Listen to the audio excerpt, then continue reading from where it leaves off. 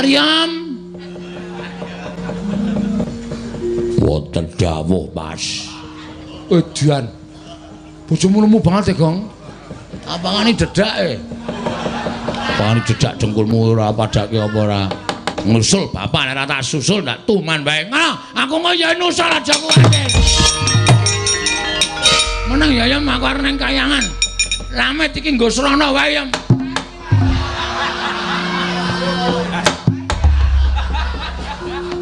Ora iso munggah ta Yam? Kersane ajeng mancat apa sirahmu? Niki senes sirah. Ha padha karo sirahmu. Bapak teng pundi, Den? Semar teng pundi to, Lho? Semar nang ndi?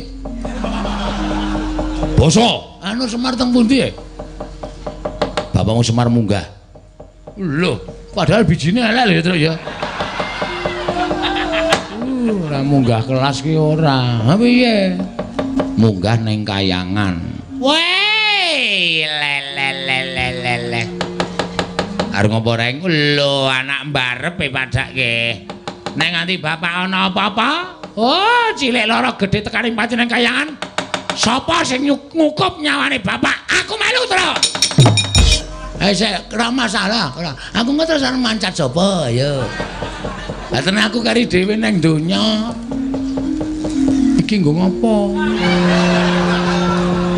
Kualat kuwi ratu Rawane aku. Bojomu dundang. Bojomu dundang pancat meniso mencolot tekan kayangan. Ngono ya? Heeh. Tariam. Wonten dawuh, Mas. Edian. Bojomu lemu banget ya, Gong. Apangane dedake.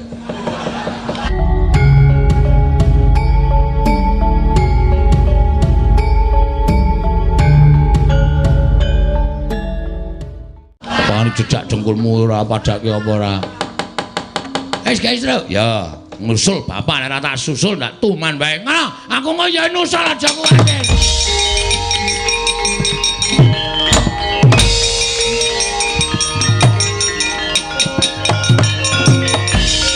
Meneng ya Yam aku arep ning kayangan. Lamet iki nggo srana wae Yam.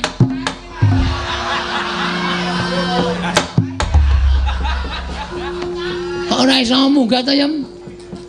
Kersane ajeng mancat apa sirahmu? Niki senes sirah.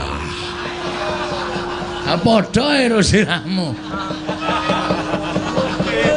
Gedene padha. Kowe iso nek dinahi wik. Sape arek umbul gede apa diserang. Wis kudu padha. Senengane kok kaya koten ora wis. Ora usah cerewet wis. Kene rada dingkluk. Nggih. Hujan. Wah. Kok jero banget ta Yam? Dalem iki. 3 meter setengah. Dalem. Pun gabon. Ya, Tru, tak susah, Tru.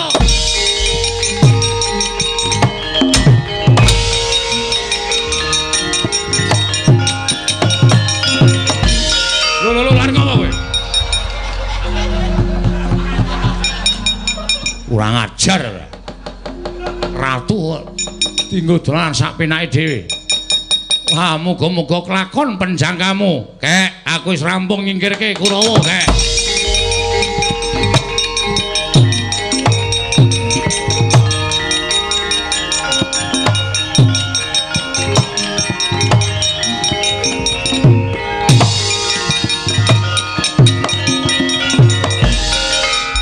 Antasena. Padhe Baladewa. Iya.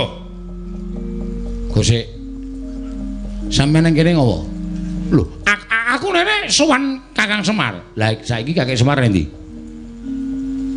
Anu apa jenenge? Aku ora weruh. Sampeyan mulih rene bareng karo Kurawa to? Ora. Ayo ngaku. Ngaku sampeyan. Bareng karo Kurawa ya to? Ngerti aku tumandang nrenggalangi Kurawa, mak gedhe Baladewa nyelingker liwat dalan liya.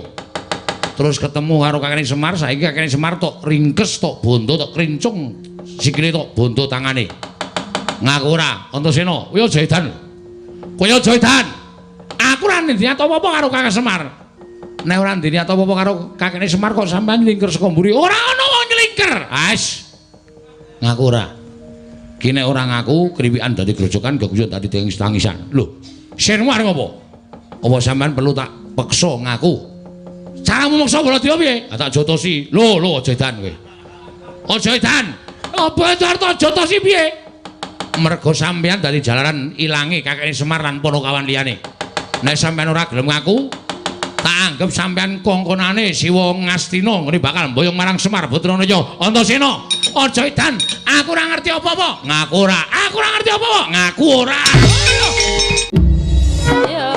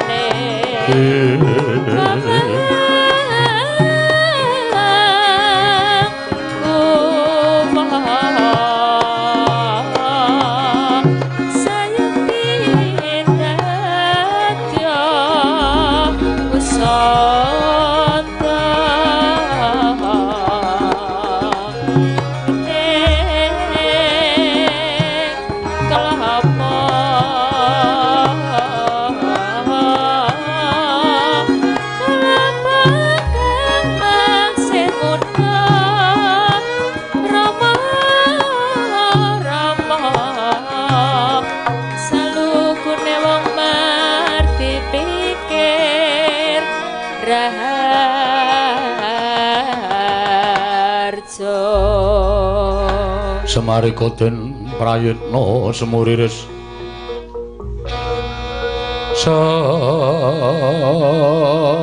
semuriris eko balik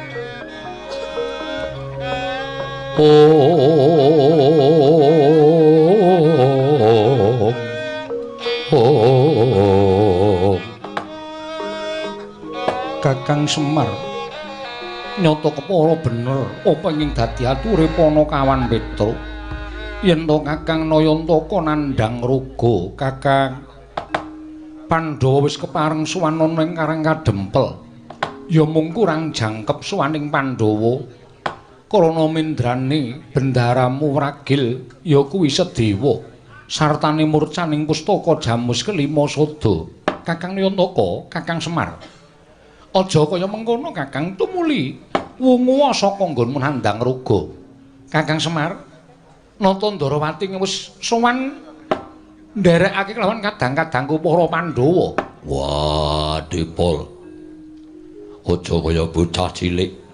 Pandhawa ora bakal bisa tumangkar yen to tanpa Kakang Semar. Mula kowe waluya, kowe warasa Semar. Kakang Semar Arjuna ora bakal bisa urip yen to Kakang Semar ora tumuli waras sarta ora tumuli waluya nirmala temah jati temah mulya Kakang. Pak. Ndara-ndara wis sowan, Pak. Wis rawuh ning Karang Kadempel. Tangi, Pak, waras. Mati, Mar. Lho. Idian ora. Anu, mari wong hurufe kleru to. Kibote iki sok malik dhewe. Wong ngomong kok nganggo kibot ora. Bajetane iki lho, bajetan ora. Panakawan Petruk padha menenga sawetara. Panakawan padha sawetara menenga. Kakang. Pandhawa Gotang. Ragil Pandhawa Bumira tawu sedewa bendaramu ora ana. Ya senadyan kabeh mau lupute bendaramu Jodipati, nanging kabeh lakon kuwi adile ming dilakoni. Sartaning pustaka Jamus Klimasada uga murca saka negara Ngamarta. Yen Kakang tansah nandhang roga kaya mengkono kepiye? Nggone pusaka bakal kondur marang Praja Ngamarta, Kakang Nayantaka. Smareka den prayetna samuriris eka balik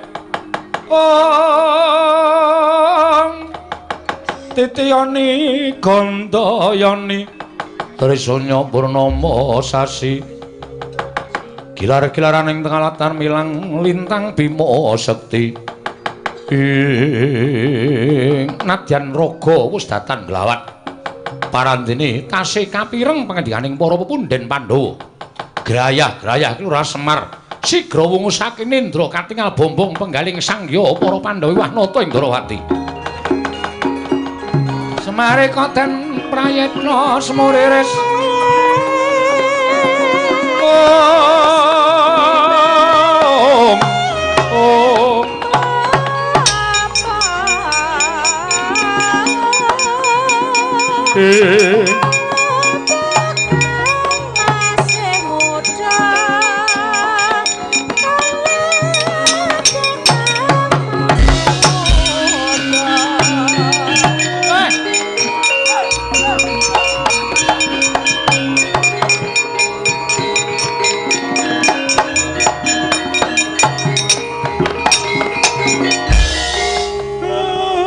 Mak tratap adi kula.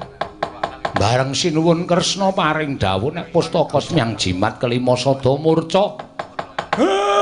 Ndara kula Pandhawa Gotang. Wragil Pandhawa murca. Den. Mongko lek kula lara niku janjane kula gagas kalian gegayuhan kula. Ngen kula kepengin bangun kayangan. Mboten kok perkara papan sing magrong-magrong dumadi saking jamrut Hergeni Mutiara Mas menika mboten. Nanging kula pengin bangun kawula sak negara Ngamarta embane urip enten kayangan nanging lha kok jebul malah kaya ngoten lakon sing sinandhang dening pepundhen kula para Pandhawa. Pancen kaya mengkono Kakang. Mula Pandhawa ngaturake spira gedhening keluputaning punta sak kadang. Aku nyuwun pangapura. Benjang malih Nalendra Siniwaka menika sampun ngantos namung gunakaken permana lair ning permana jati batos kedadipun gunakaken. Mergi sak menika kathah telik Mangindrajala ingkang badhe damel risaking para Pandhawa. Wong sing tresna para Pandhawa menika akeh, ning ya akeh luwih akeh wong sing ora seneng. Kakang Semar pancen kepara nyata, mula kudu sing prayitna ngati-ati. Wah, Bapak Waras. Wah, Bapak Waras. Waras, Kong. Wah, jan. Lho. Kok kaya gelo to Bapak Waras ki? Aku ora seneng ya Semar Waras. Karepku lara terus ngono men. Petro aja rungokke omongane Bagong. Mula Kang Sangka kuwi aku mung nyadong timbalaning Kyai Semar Badranaya. Niki perkara niki nek ora digoleki ora bakal rampung. Monggo miturut paningal kula sing beta pustaka Jamus Klimasada menika Nalendra Ndarawati. Miturut ngendikaning Kaka Prabu pancen kepara nyata mengkono. Lah. Niki dadi tanggung jawab sampeyan. Nanging dudu aku ingkang boyong. Nggih, ning wujude sampeyan. Sampeyan kudu tanggung jawab. Sing jalari kesahe Ndara Sedewa sinten? Tindake Ndara Sedewa. Aku. Ndara Werkudara. Iya. Sampeyan kudu wani nanggung perkarane. Sampeyan sing nundung keng rayi sampeyan ya kudu goleki. Nek pustaka Jamus Limasada ora dugi teng Arang Kadempel, Ndara Sedewa ora kundur teng negara Ngamarta Pandhawa gotang. Lah terus gunane napa kula momong Pandhawa? Lah kula ajeng bangun kayangan teng negara Ngamarta kula batalke, kula mboten ajeng cedhak-cedhak kali para Pandhawa. Ndara Werkudara mbuh pripun carane sampeyan kudu ketemu karo rayi sampeyan Ndara Sedewa?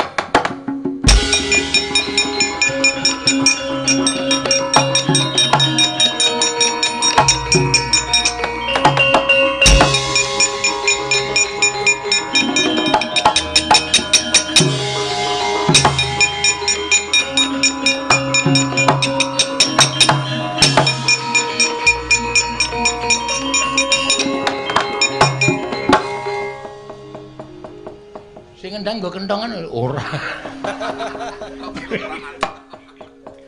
Kok tuk tuk tuk tuk tuk tuk tuk tuk.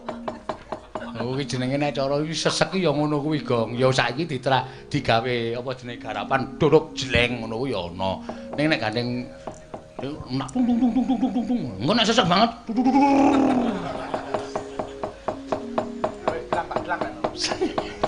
Semar wis waras itu. Ah iya. Tur ndara-ndara Pandhawa nek karo Semar ya do wedi ya. Wedi kabeh. Ndara Sedewa kudu bali. Pustaka Jamus kudu bali. Ndara Werkudara terus pucet. Drandal Ndara Janaka mlayu, Ndara Kresna mlayu. Sing wani kok Ndara Puntadewa. Ndara Puntadewa ora tau lari-lari kok. Mula wae kendho. Maksude iki ora tau mlayu. Tru, akekmu iki lara lho. Wak tempiling tenan kowe. Anggere muni kalah rembugan kok ngethak. Dintosi teng mriki, Den. Pun, Mang pitados. Mangke bakal padhang lalakone. Kakang Semar Badrana iya, Kakang. Semareka den prayekna semoriris.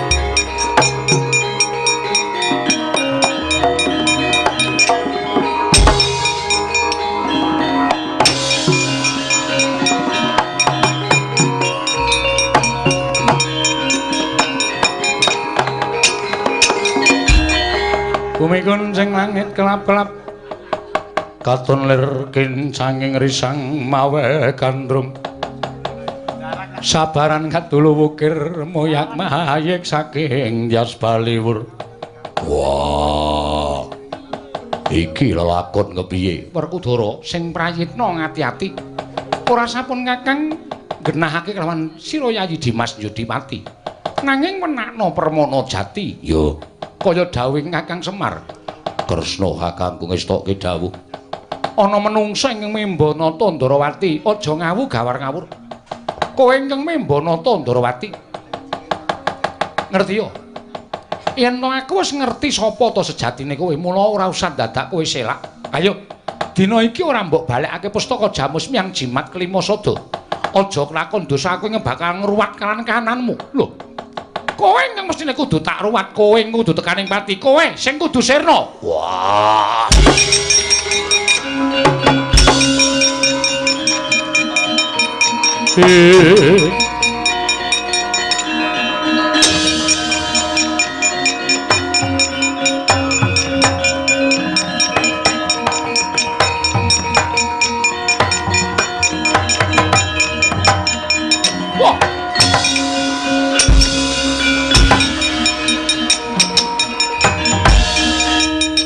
Sing obak-obak katentreman negara Ngamarta. Aku kadang ngutu Andarawati. Wah, ora sah ndadekakean gunung tanpa guna. Wah!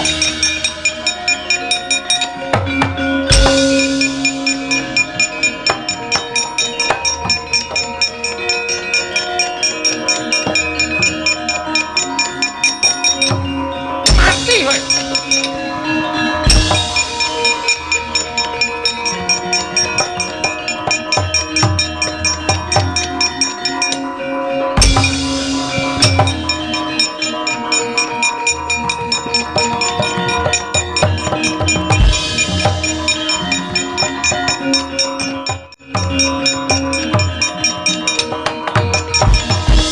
Gunjang ganjing langit kelap-kelapaton lirkin sanging risang mawe gandrung jagat waisaning Bathara wayah Bathara jagat Werkudara sing rawa birawa wae ora kuwagang nandingi Nata Ndarawati ingkang mbari marang panguwasaning Nata Kresna. Ya apa ndok kira aku kalah karo kowe?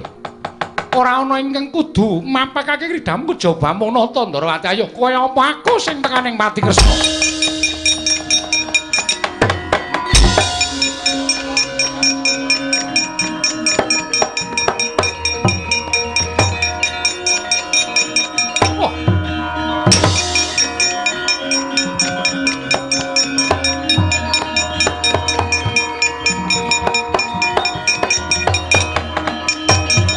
Laruta saking godha sang kala yen amotosa sang Sri. Ayo amuk Suramrata Jayamrata imbang padha-padha. Ora bakal tak tinggal loncat. Aja ngejokke dulurmu. Njodipati ayo. Kowe tandhangono kridaning Nata Ndarawati. Aja umuk, aja kumalungkung. Aku ora iso nyernake kelawan kowe. Trima kukut jagatku ayo. Yen mancen kowe wani kene tandangi legane atiku mati dening aku kowe keparat.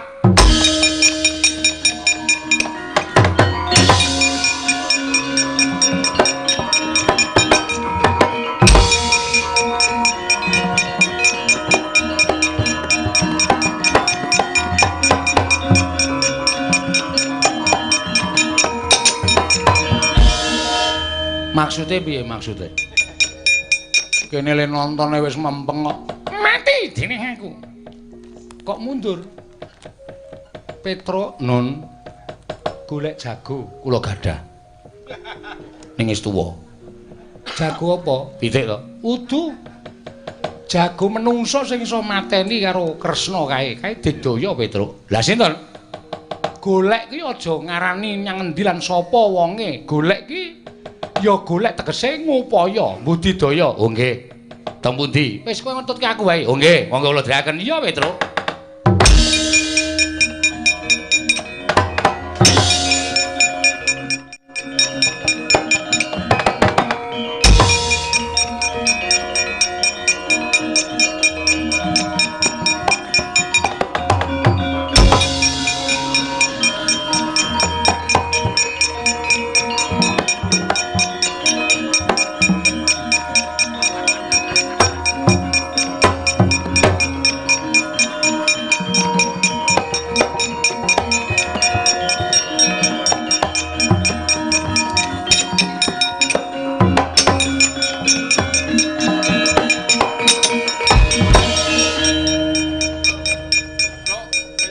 Gong, wak lunga kayang nek kowe.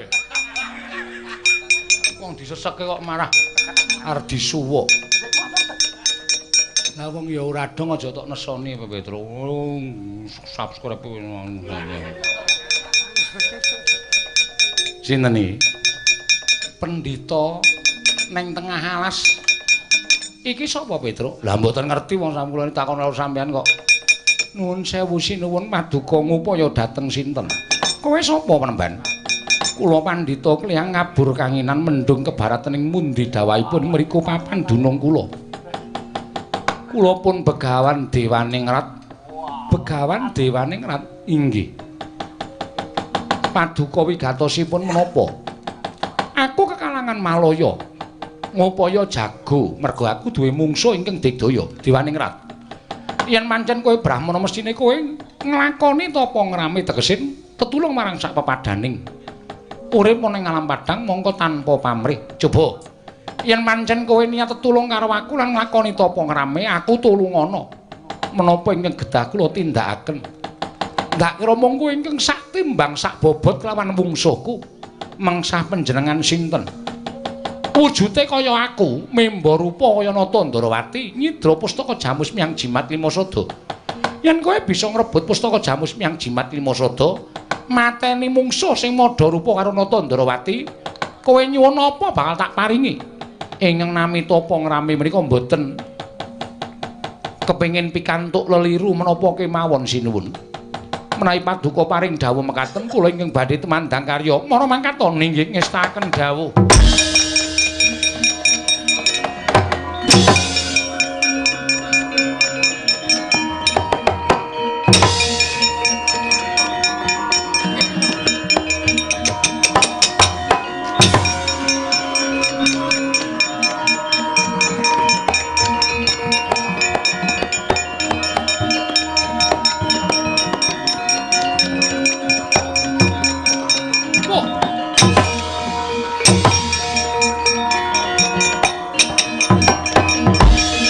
Pendhita tuwa sapa? Begawan Dewaning Rat Sinuwun Ndarawati. Ya, dasar kepara nyata. Kowe ingkang nyidra pustaka Jamus Jimat Limasada. Mbok balekake apa ora? Ora bakal tak balekake. Mungsuhmu aku kelakon mati dening aku tinjung akhirat nyawamu.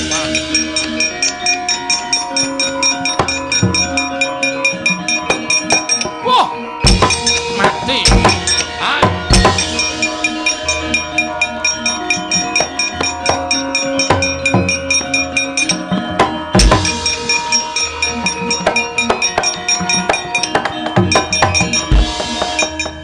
Ruket keket nggenya alok Bitutama Bendawalawati. Nenggih Nata Ndarawati miwah sang tapa Begawan Dewaning Rat kemaring ing Jawata kaya setelas turis sing kekalira. Ical wujuding Nata Ndarawati wentes sang Pandya Betari Durga. Miwah sang Begawan Dewaning Rat nenggih bari jatining wujud Oragil Pandhawa Bambang Sedewa. Wah!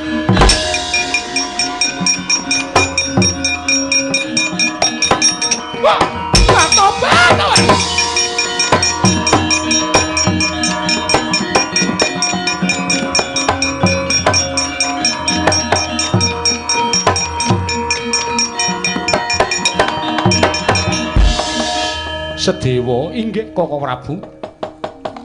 Dadi pendhita bingung raos sing manah kula dipun tundung dening Kakang Mas Njodipati. Tumunten kula memba wujuding Brahmana. Lah terus sing wujud Nata Ndarawati iki mau sang pikulun Pandya Betari Durga, pusaka Jamus Limasada dereng saged kula rebat Kakang Semar.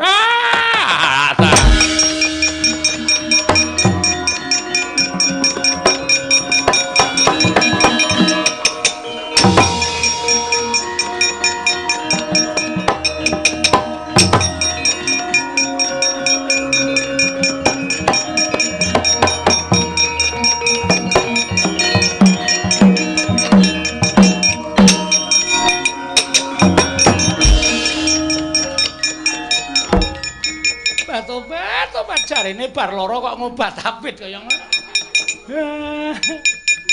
Durga, kowe sing arep gawe kisruh, aku ngerti niatmu. Kowe ngrebut pustaka Jamus Limasada ya ta? Mergane ndara-ndaraku Pandhawa ki wong Sukerta. Nek pusaka tok rebut, kowe iso mateni ndara-ndaraku Pandhawa wekasan tok pakake karo anakmu Bathara Kala. Ya ngono ora? Tobat. Kakang Semar menika ngertos kemawon. Lah aku kok padake ora ngerti. Inggih. Ayo pusaka Jamus Limasada tak jaluk. Inggih. Ayo melayu tak oyak kecekel tak uwek-uwek rokmu. Tobat. Nekat sanget lha wis ben nek ku kandhai. Ayo guys. Inggih Kakang inggih. Kula caosaken. Ha guys. Inggih. Ayo kene guys, tok simpen endi? Nendi? Ngawur wae kok. Waton dibiyak. Wis ben. Kandhane. Menika Kakang menika. Ha, ngono lho. Wong Sukerta kuwi ora ming ndaraku Pandhawa tok. Ning pirang-pirang tau-tate disebutke karo Manikmaya. Ya ta? Ning sing tok jangkah kok ming ndara-ndaraku Pandhawa, sing tok gayu kok ming ndara-ndaraku Pandhawa. Apa ora ning wong liya? Inggih, Kakang. Inggih piye? Inggih, kula nyuwun pangapunten, Kakang. Bae bali. Ngestaken dawuh. Wadya balamu baju barat dokon bali kabeh. Inggih, ngestaken dawuh. Sing picak dituntun, sing lempoh digendhong. Ganggu gawe. Sanak kadangku sing padha makarya ana ing gedung anyar iki. Mungsuhmu aku tak kumbala geni. Nyuwun pamit Kakang Semar, kula nyuwun pamit.